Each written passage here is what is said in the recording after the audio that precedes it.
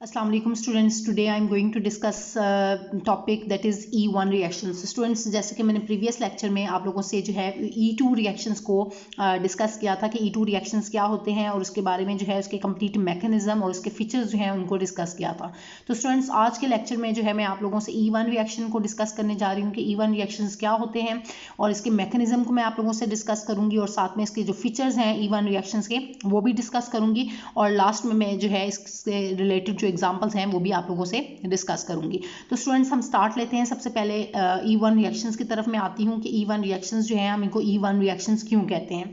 तो स्टूडेंट्स, इसकी डेफिनेशन की तरफ आएँ तो आप देखें कि elimination unimolecular reactions are called E1 reactions. Elimination unimolecular क्यों कह रहे हैं स्टूडेंट्स के जैसे कि आप लोगों को स्टार्ट में नजर आ रहा है कि लिखा गया है E1, तो E stands for elimination and 1 stands for unimolecular. Unimolecular का क्या मतलब है कि जिसमें जस्ट 1 मॉलिक्यूल इन्वॉल्व हो। यूनि कहते हैं 1 को, ठीक है। तो जस्ट 1 मॉलिक्यूल जो है इन रिएक्शन में इन्वॉल्व होता है, इसी वजह से हम इनको कहते हैं एलिमिनेशन यूनिमॉलिक्यूलर रिएक्शंस, ठीक है। और that's why they are called as E1 reactions. और एलिमिनेशन क्यों कह रहे हैं स्टूडेंट्स, ये जैसे कि मैंने आपको स्टार्ट में इसके जो लेक्चर नंबर इसका पार्ट 1 था इस लेक्चर का, तो उसमें मैंने आप लोगों को कंप्लीट डिस्कस किया था आप लोगों से एलिमिनेशन रिएक्शंस को और बीटा एलिमिनेशन रिएक्शन के बारे में आप लोगों को एक्सप्लेन किया था।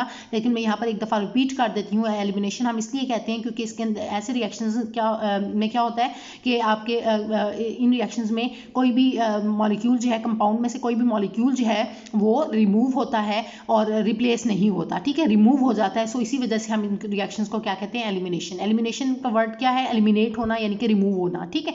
सो इसी वजह से एलिमिनेशन कहेंगे। और 1 क्यों लिखा, क्योंकि यूनिमॉलिक्यूलर है, मतलब एक मॉलिक्यूल इन्वॉल्व है। सो इसी वजह से एलिमिनेशन यूनिमॉलिक्यूलर रिएक्शंस को हम क्या कहते हैं, E1 रिएक्शंस कहते हैं।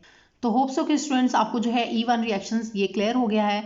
तो अब स्टूडेंट्स हम इसके मैकेनिज्म की तरफ आते हैं। तो मैकेनिज्म क्या है कि it is a 2 step process, 2 step mechanism है या 2 स्टेप रिएक्शन भी आप इसे कह सकते हैं। क्यों 2 स्टेप रिएक्शन है, तो अब इसको हम डिस्कस करेंगे। तो आप देखेंगे कि इसमें स्टूडेंट्स बेसिकली क्या होता है कि 2 स्टेप्स जो हैं वो इन्वॉल्व होते हैं, मतलब 2 स्टेप में ये रिएक्शन होता है। तो इसी वजह से हम इसको कहते हैं 2 स्टेप प्रोसेस, ठीक है। जैसे कि आप लोगों ने E2 रिएक्शन में देखा था कि उसमें 1 स्टेप में सारा प्रोसेस हो जाता था, वो 1 स्टेप रिएक्शन था। तो इसमें E1 रिएक्शन में क्या होता है कि 2 स्टेप्स इन्वॉल्व होते हैं। सो इसी वजह से हम इसको क्या कहते हैं, 2 स्टेप प्रोसेस कहते हैं। तो अब स्टूडेंट्स इसके स्टेप्स की तरफ आते हैं, इसके मैकेनिज्म की तरफ आते हैं। तो स्टेप नंबर 1 आप देखें कि स्टेप नंबर 1 में क्या होता है कि स्लो आयनाइजेशन ऑफ सबस्ट्रेट होती है and that gives a carbocation. तो स्टूडेंट्स ये बात आप लोगों ने याद रखनी है। इस टॉपिक को जो है इसके मैकेनिज्म को स्टार्ट करने से पहले मैं आपको एक पॉइंट जो है वो याद करवाना चाहती हूँ यहाँ पर कि आप लोगों ने ये याद रखना है कि जो आपके पास SN1 रिएक्शन है और E1 रिएक्शन है, इसमें जो आपका स्टेप नंबर 1 है दैट इज एग्जैक्टली सेम, मतलब थ्रू आउट जो है वो सेम है। उसमें भी आप लोगों ने SN1 रिएक्शन में भी देखा था कि आपके पास जो फर्स्ट स्टेप में क्या होता था, उसमें भी 2 स्टेप प्रोसेस होता था और इसमें जो फर्स्ट स्टेप होता था उसमें स्लो आयनाइजेशन होती थी सबस्ट्रेट की, ठीक है, यानी कि अल्काइल हैलाइड की जो है स्लो आयनाइजेशन होती थी और आपको कार्बोकेटाइन मिलता था। तो आप देखें कि क्या ये स्टेप भी सेम नहीं है, सेम है ना। देखें बिल्कुल टोटली जो है वो ये आपका जो स्टेप है वो इसमें सेम है। क्या हो रहा है कि ये भी जो है इस स्टेप में भी क्या हो रही है, स्लो आयनाइजेशन हो रही है सबस्ट्रेट की और आपको कार्बोकेटाइन मिल रहा है। So it is a slow step. आप देखें कि आपके पास अल्काइल हैलाइड है और स्लो आयनाइजेशन होकर ये कार्बोकेटाइन में कन्वर्ट हो रहा है। कार्बोकेटाइन हम इसे क्यों कह रहे हैं, क्योंकि कार्बन के ऊपर जो है वो केटाइन है, पॉजिटिव चार्ज है। सो इसी वजह से हम इसको क्या बोलेंगे, कार्बोकेटाइन। तो फॉर्मेशन होती है कार्बोकेटाइन की। अब स्टूडेंट्स दूसरी इंपॉर्टेंट बात वो ये कि आपके पास की जो फर्स्ट स्टेप होता है ये स्लो स्टेप होता है, ठीक है। स्लो स्टेप यानी कि रेट डिटर्मिनिंग स्टेप होता है। स्लो स्टेप को हम क्या कहते हैं स्टूडेंट्स, रेट डिटर्मिनिंग स्टेप। यही आपके रिएक्शन के रेट को डिटर्मिन करता है। तो इसी वजह से हम इसको कहते हैं रेट डिटर्मिनिंग स्टेप, ठीक है, स्लो स्टेप को। तो अब जो दूसरा स्टेप होता है वो क्या होता है, फास्ट होता है। तो इसी वजह से वो रेट को डिटर्मिन करने में रोल प्ले नहीं करता। तो फर्स्ट स्टेप जो है आपका स्लो स्टेप जो कि रेट को डिटर्मिन करता है, इसी वजह से हम इसको कहते हैं रेट डिटर्मिनिंग स्टेप।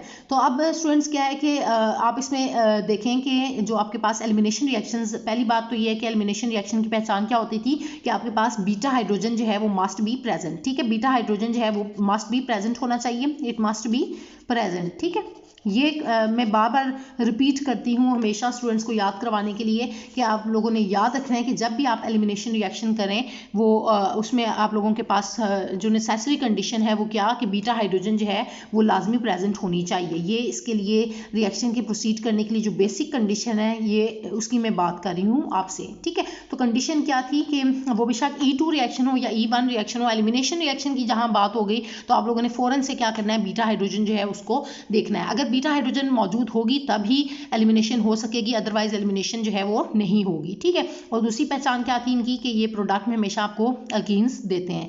तो ये दोनों चीज़ें आप लोगों ने देखनी है। तो अब देखें कि ये आप इस मॉलिक्यूल से स्टार्ट कर रहे हैं तो ये आपका क्या है, सबस्ट्रेट मॉलिक्यूल है। ठीक है, अल्काइल हैलाइड जो है वो सबस्ट्रेट मॉलिक्यूल है। तो अब आप देखें स्टूडेंट्स के इसमें क्या है कि ये आपका हेलोजन एटम जो है, ब्रोमीन एटम फंक्शनल ग्रुप है। तो ये जिस कार्बन के साथ अटैच्ड है वो आपके पास अल्फा कार्बन है, और इससे नेक्स्ट जो है वो आपके पास ये जो कार्बन है ये क्या है, बीटा कार्बन है। और बीटा कार्बन के साथ ये जो है 3 हाइड्रोजन मौजूद हैं। सो इसमें जो है वो बीटा हाइड्रोजन मौजूद होने की वजह से ये आपको जो है वो बीटा एलिमिनेशन रिएक्शंस ये शो करेगा। ठीक है, सो एलिमिनेशन रिएक्शन यानी कि बीटा एलिमिनेशन या एलिमिनेशन रिएक्शन ये शो कर रहा है क्योंकि इसके अंदर बीटा हाइड्रोजन यानी कि ये वाली जो बीटा हाइड्रोजन जो है वो मौजूद है। अब 3 है तो अब एक भी अगर होगी तो बीटा एलिमिनेशन रिएक्शन वो शो करेगा। ठीक है, तो ये हमारे पास जो है इसने यानी कि कंडीशन को सेटिस्फाई कर लिया है। सो अब ये एलिमिनेशन रिएक्शन शो कर रहा है। तो आप देखें कि क्या हो रहा है कि इसके फर्स्ट स्टेप में स्लो आयनाइजेशन हुई है, और स्लो आयनाइजेशन के बाद क्या हुआ है कि ये जो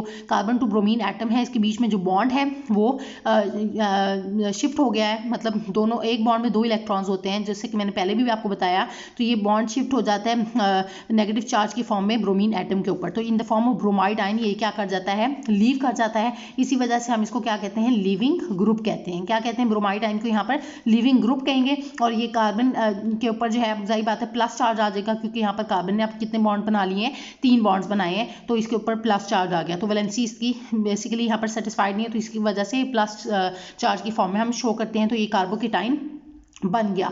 तो ये स्टूडेंट्स फर्स्ट स्टेप में हुआ है ये सारा प्रोसेस। तो आपने देखा कि इसके अंदर क्या हो रहा है, आयनाइजेशन हुई है। तो स्लो आयनाइजेशन जो है वो हुई है, स्लो स्टेप में हुई है। मतलब तो इसी वजह से हम कह रहे हैं कि आयनाइजेशन मतलब आयंस में ये कन्वर्ट हुआ है, positive ion and negative ion में। तो ये कार्बोकेटाइन कहलाया, और ये ब्रोमाइड आयन जो है ये यहाँ पर इससे लीविंग ग्रुप जो है वो लीव कर गया। तो फर्स्ट स्टेप में आपने देखा कि स्टूडेंट्स ये लीविंग ग्रुप जो है वो लीव कर गया इसमें। अब सेकंड स्टेप की तरफ हम आते हैं। होप्स कि आपको फर्स्ट पॉइंट जो है वो क्लियर हो गया, फर्स्ट स्टेप आपको क्लियर हो गया।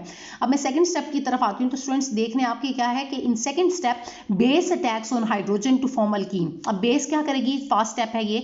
तो इसमें क्या हो रहा है कि ये आपको नजर आ रहा है कि ये बीटा कार्बन है। ठीक है, क्योंकि यहाँ पर अब ये अल्फा कार्बन था और इसके साथ जो है ये बीटा कार्बन है। और बीटा कार्बन जो है इसके साथ ये जो हाइड्रोजन लगी हुई है ये बीटा हाइड्रोजन है। ये भी हो सकती है, ये भी कोई भी उस पर भी आप अटैक, किसी पे भी आप अटैक करवा सकते हैं बीटा हाइड्रोजन पे। तो ये बेस क्या कर रही है, यहाँ से प्रोटॉन को एब्स्ट्रैक्ट कर रही है, और प्रोटॉन को एब्स्ट्रैक्ट करने के बाद ये वाटर मॉलिक्यूल जो है यहाँ से एलिमिनेट हो गया। इसी वजह से हम इसको एलिमिनेशन रिएक्शन कह रहे हैं। ठीक है, और दूसरी बात कि अब ये जब एलिमिनेट होगा वाटर मॉलिक्यूल तो ये कार्बन टू हाइड्रोजन बॉन्ड जो है वो क्या हो रहा है कि यहाँ से यहाँ पर शिफ्ट हो जाएगा, कार्बन टू कार्बन सिंगल से ये carbon to carbon double bond में कन्वर्ट हो जाएगा। ठीक है, और इस तरह से जो है ये इनकी वैलेंसी, इस कार्बन की वैलेंसी भी सेटिस्फाइड हो जाएगी। तो इसमें से प्लस चार्ज जो है वो खत्म हो जाएगा। तो ये कार्बन टू हाइड्रोजन ये दोनों आइटम्स ये इस तरह से लगे रहेंगे कार्बन के साथ, और ये carbon to carbon single bond double bond में कन्वर्ट हो गया। और ये कार्बन टू जो कार्बन के ऊपर प्लस चार्ज है वो खत्म होगा, क्योंकि यहाँ पर कार्बन की वैलेंसी अब सेटिस्फाइड हो गई है और वाटर मॉलिक्यूल वो इसमें से रिमूव हो गया। तो स्टूडेंट्स आपने देखा कि सेकंड स्टेप में क्या हुआ है कि बेस ने अटैक किया और आपके पास अल्कीन की फॉर्मेशन हुई है। फर्स्ट स्टेप में क्या हुआ है कि लिविंग ग्रुप लीव किया है, और सेकंड स्लो आयनाइजेशन हुई है और कार्बोकेटाइन की फॉर्मेशन हुई और लिविंग ग्रुप लीव किया है। ठीक है, और सेकंड स्टेप में क्या हुआ है कि आपका जो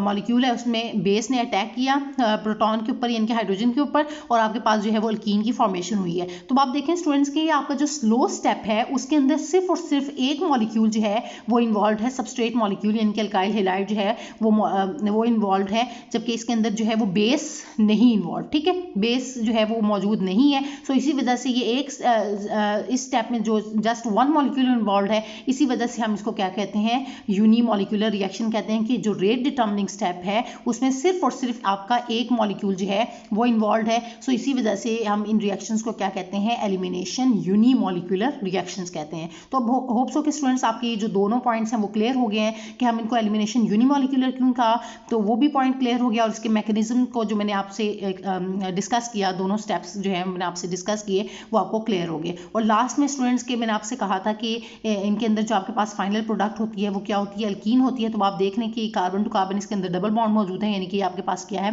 अल्कीन है, इसकी फॉर्मेशन हो गई है। तो होप सो के स्टूडेंट्स ये आपको जो मैकेनिज्म है वो क्लियर हो गया है। अब मैं मजीद इसके जो है फीचर्स, जो E1 रिएक्शन से रिलेटेड जो इसके फीचर्स हैं, मैं अब आप लोगों से वो डिस्कस करने लगी हूँ। तो स्टूडेंट्स फीचर्स जिस तरह से हम लोगों ने E2 रिएक्शन के फीचर्स डिस्कस किए थे लास्ट में, तो इस तरह से E1 की भी अब डिस्कस करते हैं। तो इसमें फर्स्ट फीचर आपको आप देखें तो नज़र आ रहा होगा आपको कि फर्स्ट फीचर क्या है कि it is a two step reaction. ये हमने देख लिया कि ये दो स्टेप्स इसमें इन्वॉल्व थे, इसी वजह से इसको टू स्टेप रिएक्शन कहते हैं।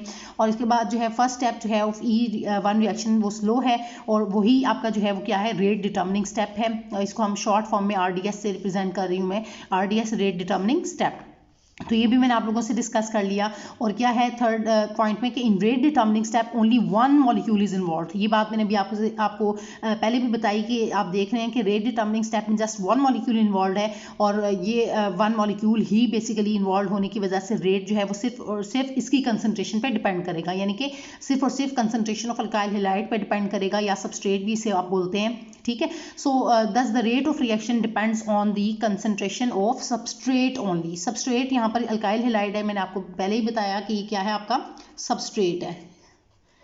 सबस्ट्रेट क्या होता है, जिसके ऊपर न्यूक्लियोफाइल अटैक करे या आपका जो है वो बेस अटैक कर रही है, तो ऐसे मॉलिक्यूल को हम क्या कहते हैं, सबस्ट्रेट कहते हैं। तो ये सबस्ट्रेट जो है उसकी कंसंट्रेशन पे सिर्फ डिपेंड करेगा। सो इस तरह से आप इसको रिप्रेजेंट कैसे करेंगे रेट को, कि rate is directly proportional to the concentration of substrate. Concentration को हम रिप्रेजेंट करते हैं ब्रैकेट से, ठीक है, तो ब्रैकेट और साथ में सबस्ट्रेट लिखा, यानी कि कंसंट्रेशन ऑफ सबस्ट्रेट पे डिपेंड कर रहा है।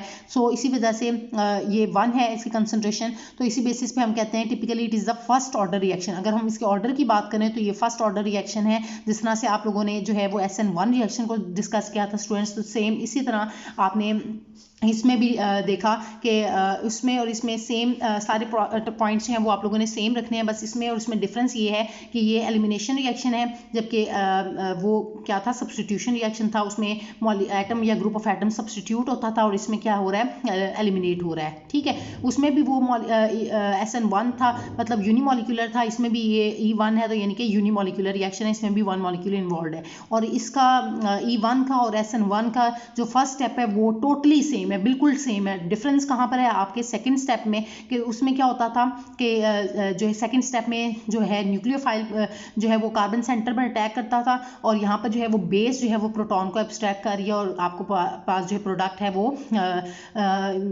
यहाँ पर इस केस में जो है E1 रिएक्शन में आपको अल्कीन मिल रही है, ठीक है। तो ये तो आपको मैंने पहले ही बता दी कि एलिमिनेशन रिएक्शंस जब भी आप देखें तो हमेशा उसके अंदर जो है वो आपके पास फाइनल प्रोडक्ट क्या होती है, अल्कीन होती है, ठीक है। तो ये होप्स के स्टूडेंट्स आपके पॉइंट्स क्लियर हो गए।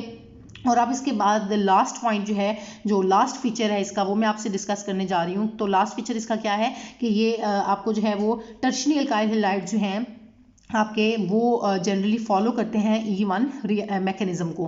टर्शियरी अल्काइल हैलाइड्स क्या होते हैं, ऐसे अल्काइल हैलाइड्स जिसमें जो फंक्शनल ग्रुप हेलोजन एटम है वो फर्दर वो जिस कार्बन के साथ अटैच्ड है वो फर्दर 3 कार्बन के साथ अटैच्ड हो, तो हम उनको टर्शियरी अल्काइल हैलाइड्स कहते हैं। अगर आपको ये टर्म समझ नहीं आई तो आप इस लेक्चर का जो स्टार्ट में फर्स्ट लेक्चर है उसमें मैंने आप लोगों से classification of primary, secondary and tertiary alkyl halides को डिस्कस किया है कि प्राइमरी को प्राइमरी क्यों कह रहे हैं, सेकेंडरी को सेकेंडरी क्यों कह रहे हैं, टर्शरी को टर्शरी क्यों कह रहे हैं। तो ये स्टूडेंट्स वहाँ से आप जो है ये लेक्चर मेरा अटेंड करें तो आपको ये पॉइंट्स क्लियर हो जाएंगे सारे। और फिर आप देखेंगे कि जो टर्शरी अल्काइल हैलाइड्स हैं ये आपको E1 मैकेनिज्म दे रहे हैं। इसको हम यहाँ पर भी देख सकते हैं कि ये देखें आपके पास जो है ये हेलोजन एटम है, ठीक है। ये जिस कार्बन के साथ अटैच्ड है वो फर्दर 3 कार्बन के साथ अटैच्ड है। देखें ये पहला कार्बन, ये दूसरा कार्बन और ये आपके पास तीसरा कार्बन है। सो ये क्या हुआ, टर्शरी कार्बन है, ठीक है। इसी वजह से ये अल्काइल हैलाइड क्या कहलाएगा, टर्शरी टर्शरी अल्काइल हैलाइड कहलाएगा। होप सो कि स्टूडेंट्स अब आपको ये पॉइंट क्लियर हो गया है। तो ये फॉलो क्या कर रहा है E1 मैकेनिज्म को, तो ये पॉइंट इसी वजह से यहाँ पर मेंशन किया गया है कि टर्शरी अल्काइल हैलाइड जो हैं ये जनरली फॉलो करते हैं E1 मैकेनिज्म को या E1 रिएक्शन को। अच्छा, तो स्टूडेंट्स अब लास्ट में मैं इसके एग्जांपल्स को डिस्कस करने जा रही हूँ आप लोगों के साथ। ये स्टूडेंट्स कुछ एग्जांपल्स आप देख रहे हैं कि आपको फर्स्ट एग्जांपल नज़र आ रही है कि आपके पास अल्काइल हैलाइड है, ठीक है, अल्काइल हैलाइड है, ये फर्स्ट एग्जांपल है। आप देखें कि यहाँ पर हेलोजन एटम मौजूद है और साथ में जो है ये बाकी अल्काइल ग्रुप जो है उसके साथ अटैच है, सो इसी वजह से हम इसको कह रहे हैं अल्काइल हैलाइड। अब इसमें एलिमिनेशन रिएक्शन की क्या पहचान थी कि इसके अंदर बीटा हाइड्रोजन जो है वो मौजूद होना चाहिए। तो आप देखें कि हेलोजन एटम जो है वो X है और इसके साथ जो कार्बन होता है हम उसको क्या कहते हैं, अल्फा कार्बन, और इससे नेक्स्ट जो कार्बन होता है उसको हम क्या कहते हैं, बीटा कार्बन।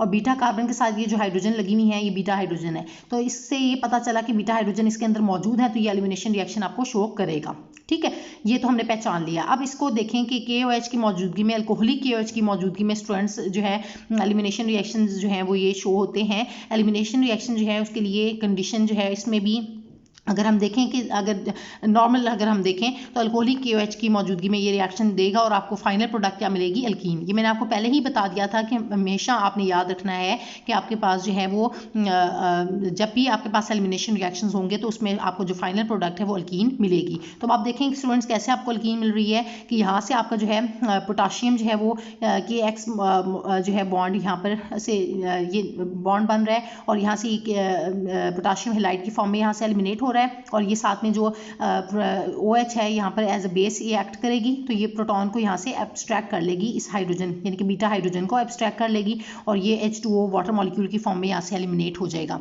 तो देखें यहाँ पर वाटर मॉलिक्यूल जो है वो एलिमिनेट हुआ है ना, सो इसी वजह से हम इसको क्या कहते हैं, ये एलिमिनेशन रिएक्शन है, ठीक है। और बीटा एलिमिनेशन क्यों कहा, क्योंकि बीटा हाइड्रोजन जो है वो एलिमिनेट हो रहा होता है, तो इसी वजह से बीटा एलिमिनेशन रिएक्शन जो है बेस जो है वो बीटा हाइड्रोजन पे अटैक करती है, सो इसी वजह से ये बीटा एलिमिनेशन रिएक्शन कहलाता है, ठीक है।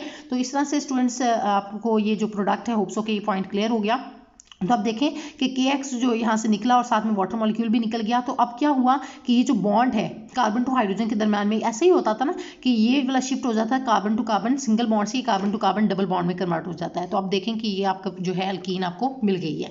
अब इससे नेक्स्ट रिएक्शन को आप देखें कि नेक्स्ट स्टेप में जो सेकेंड रिएक्शन आपको नजर आ रहा होगा कि इसमें CH2 सिंगल बॉन्ड CH2 है और इसके साथ जो है ये तो ऊपर वाला जो रिएक्शन था ये तो जनरल था, ठीक है। ये फर्स्ट जो आप देख रहे हैं कि रिएक्शन इसमें ये जनरल रिएक्शन था। जनरल क्यों था, क्योंकि इसमें R ग्रुप लगा हुआ है, लेकिन अब इसको स्पेसिफाई हमने कर लिया कि R ग्रुप क्या हो सकता है, तो ये हाइड्रोजन एटम है लेट्स सपोज यहाँ पर, तो अब हम इसको कैसे लिखेंगे कि ये CH2 और Br यहाँ पर हेलोजन एटम X को हमने ब्रोमीन एटम कर दिया, ठीक है, हेलोजन एटम ब्रोमीन एटम है और साथ में ये CH2 और साथ में H। अब आप देखें कि पहले तो आपने ये चेक करना है कि क्या ये एलिमिनेशन रिएक्शन आपको देगा, तो उसके लिए बेसिक कंडीशन क्या थी कि बीटा हाइड्रोजन जो है वो प्रेजेंट होना चाहिए। तो अब देखें कि ये आपका फंक्शनल ग्रुप ब्रोमीन एटम है, हेलो ग्रुप मौजूद है, हेलो ग्रुप से नेक्स्ट कार्बन जो है ये आपका क्या होगा, अल्फा कार्बन होगा और उससे नेक्स्ट जो है वो बीटा कार्बन है। तो बीटा कार्बन के साथ जो है 2 हाइड्रोजन नहीं सॉरी 3 हाइड्रोजन मौजूद हैं, तो ये बीटा हाइड्रोजन इसके अंदर मौजूद है, सो ये भी आपको एलिमिनेशन रिएक्शन शो करेगा। और सारी कंडीशन बाकी सेम है, अल्कोहलिक KOH की मौजूदगी में करेंगे और बाकी सारी कंडीशन सेम है। आपने वैसे ही करना है कि यहाँ से KBr को निकाल देंगे और यहाँ से OH जो है वो प्रोटॉन को बीटा हाइड्रोजन को एब्स्ट्रैक्ट करके वाटर मॉलिक्यूल की फॉर्म में एलिमिनेशन हो जाएगी इसकी वाटर मॉलिक्यूल की, तो ये इसी वजह से एलिमिनेशन रिएक्शन कहलाएगा। और ये जो बॉन्ड है कार्बन टू हाइड्रोजन ये शिफ्ट होकर यहाँ पर carbon to carbon double bond में कन्वर्ट हो गया और आपको इथाइलिन या इथीन जो है वो मिल जाएगी, ठीक है। अब इसी तरह थर्ड एग्जाम्पल भी हम कर लेते हैं। तो स्टूडेंट्स यहाँ पर थर्ड एग्जाम्पल आपको नज़र आ रही होगी, होप्सो कि ये आपको नज़र आ रही है। तो अब आप देखें कि यहाँ पर क्या है आपके पास 1 ब्रोमोप्रोपेन है। तो आप देखें कि फर्स्ट जो आपका ये ब्रोमीन एटम है, हेलोजन एटम जो है वो ब्रोमीन एटम है और ये जिस कार्बन के साथ अटैच है अल्फा कार्बन, इससे नेक्स्ट ये बीटा कार्बन, उससे नेक्स्ट जो है ये गामा कार्बन है। लेकिन गामा हो ना हो हमें इससे फ़र्क नहीं पड़ता, हमारे पास जस्ट क्या है कि बीटा हाइड्रोजन होना मौजूद होना वो इम्पॉर्टेंट है। तो आप देखें कि इसके साथ 2 हाइड्रोजन जो लगे हुए हैं तो ये बीटा हाइड्रोजन हैं, तो एक भी हो तो बीटा एलिमिनेशन रिएक्शन रिएक्शन हो जाएगा। ठीक है, तो अब ये KOH और अल्कोहलिक AH की मौजूदगी में रिएक्शन होगा और आप देखें कि यहाँ से KBr जो है वो रिमूव हो जाएगा और OH वाटर मॉलिक्यूल यहाँ से एलिमिनेट हो जाएगा और जो है ये कार्बन टू हाइड्रोजन जो सिंगल बॉन्ड था ये यहाँ से शिफ्ट होकर carbon to carbon double bond में कन्वर्ट हो जाएगा और ये जो है बेस OH इसके साथ प्रोटॉन को एब्स्ट्रैक्ट करके जिसके साथ बॉन्ड कर बना के वाटर मॉलिक्यूल की फॉर्म में यहाँ से एलिमिनेट हो रही है और KBr बन गया, साथ में पोटेशियम ब्रोमाइड और साथ में ये carbon to carbon double bond बन गया। तो ये आपके पास जो है वो प्रोडक्ट क्या बनी, 1 प्रोपीन जो कि क्या है, अल्कीन है। तो ये जनरल रिएक्शन था फर्स्ट वाला और ये बाद में इसको स्पेसिफाई करके ये 2 मजीद रिएक्शंस मैंने आप लोगों से डिस्कस किए एग्जांपल्स के तौर पे जो है मैंने आप लोगों से 3 रिएक्शंस जो हैं वो डिस्कस किए हैं। तो होप सो कि स्टूडेंट्स आज का लेक्चर जो है वो आप लोगों को क्लियर हो गया है और स्टिल इस लेक्चर से रिलेटेड अगर आपको किसी भी स्टेप में कहीं भी कंफ्यूजन है तो वो आप मुझसे कमेंट्स में पूछ सकते हैं। इसके अलावा स्टूडेंट्स आप मज़ीद रिएक्शंस जो हैं आपके अल्काइल हैलाइड्स पे उन पे आप मज़ीद प्रैक्टिस करें और आप देखें कि कौन से रिएक्शन जो हैं वो आपको E1 या कौन से रिएक्शन जो हैं वो एलिमिनेशन शो नहीं कर रहे। बेशक अल्काइल हैलाइड तो मॉलिक्यूल है लेकिन उसके अंदर जो है कौन से रिएक्शन आपको एलिमिनेशन रिएक्शन शो नहीं कर रही, यानी कि आपने ये सर्च करना है कि उसके अंदर बीटा हाइड्रोजन मौजूद है या नहीं। अगर बीटा हाइड्रोजन मौजूद होगी तो तब जो है वो एलिमिनेशन रिएक्शन हो जाएगा, अगर नहीं होगी तो फिर रिएक्शन नहीं प्रोसीड करेगा। तो होप सो कि स्टूडेंट्स आज के लेक्चर से रिलेटेड जितने भी पॉइंट्स मैंने आप लोगों से डिस्कस किए हैं वो आपको सब क्लियर हो गए हैं। स्टिल अगर आपको किसी भी पॉइंट में कोई भी कंफ्यूजन है तो वो आप मुझसे ज़रूर कमेंट्स में पूछें। Thank you so much students.